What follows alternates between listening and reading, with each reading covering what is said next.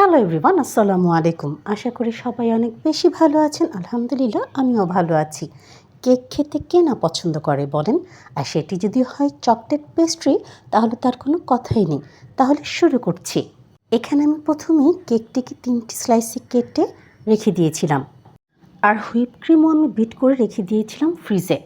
এবার একটি কেক বোর্ডের উপর আমি দিয়ে দিচ্ছি 1 স্লাইস কেক। আর কেকটি যাতে নড়ে চড়ে না যায় আর আমার ডেকোরেশন করতে সমস্যা না হয়, তাই আমি কেক বোর্ডের উপরে দিয়েছিলাম অল্প পরিমাণে হুইপ। এবার কেকের উপর আমি দিয়ে দিয়েছি সুগার সিরাপ। এই সুগার সিরাপ আমি তৈরি করেছি চিনি, পানি ও চকলেট এসেন্স দিয়ে।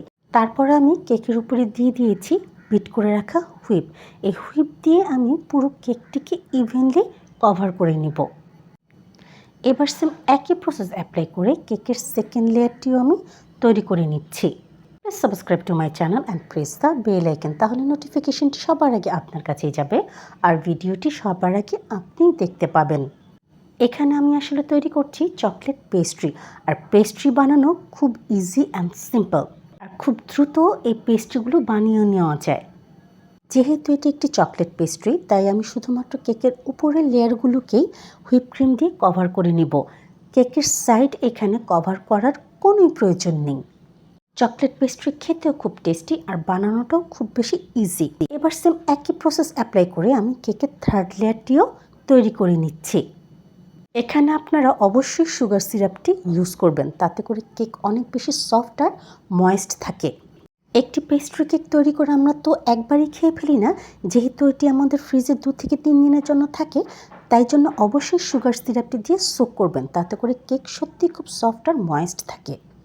Please to like, comment, share more and more, তাতে করে আমি অনেক বেশি মোটিভেট হয়ে যাই, আমার ভিডিও বানানোর আগ্রহ অনেক বেশি বেড়ে যায়, আর সেই ভিডিওগুলো আমি আপনাদের সাথে শেয়ারও করতে পারি। আমি বারবারই বলে থাকি এই ভিডিওগুলো আমি তৈরি করি শুধুমাত্র আপনাদের জন্য। কথা বলতে বলতে কিন্তু আমার পেস্ট্রিটি রেডি হয়ে গেছে। এবার আমি একটি স্ক্রাপারের সাহায্যে পেস্ট্রির উপরের অংশটি ক্লিন করে দিচ্ছি, তাতে করে লুকটি খুব সুন্দর আর স্মুথ আসবে। এবার আর কিছুই না, আমি চকলেট গানাশ দিয়ে পেস্ট্রিটাকে কভার করে নিচ্ছি।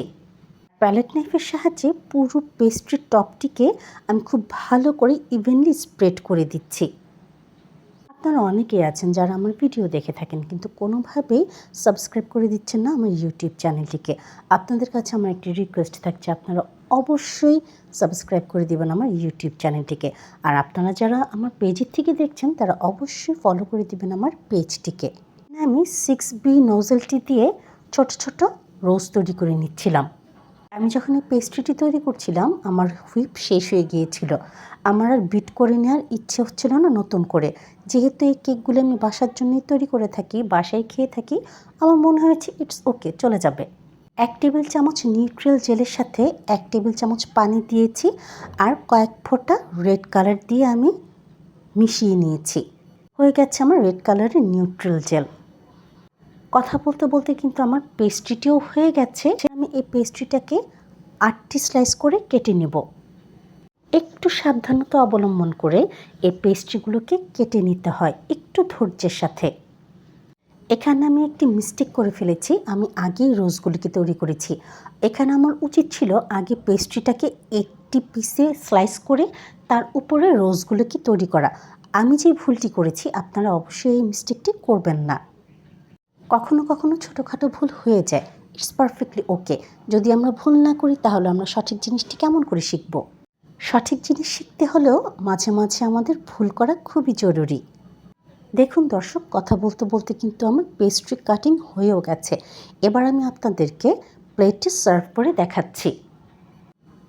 দেখুন দর্শক, কি সুন্দর লাগছে দেখতে, আর আলহামদুলিল্লাহ এর টেস্ট ছিল অসাধারণ। আপনারা একবারের জন্য হলেও অবশ্যই ট্রাই করে দেখবেন। আর আপনারা কে কোথা থেকে এই ভিডিও দেখছেন আমাকে অবশ্যই কমেন্টের মাধ্যমে জানাবেন। ধন্যবাদ সবাইকে সাথে থাকার জন্য ও আমার এই পুরো ভিডিওটি দেখার জন্য।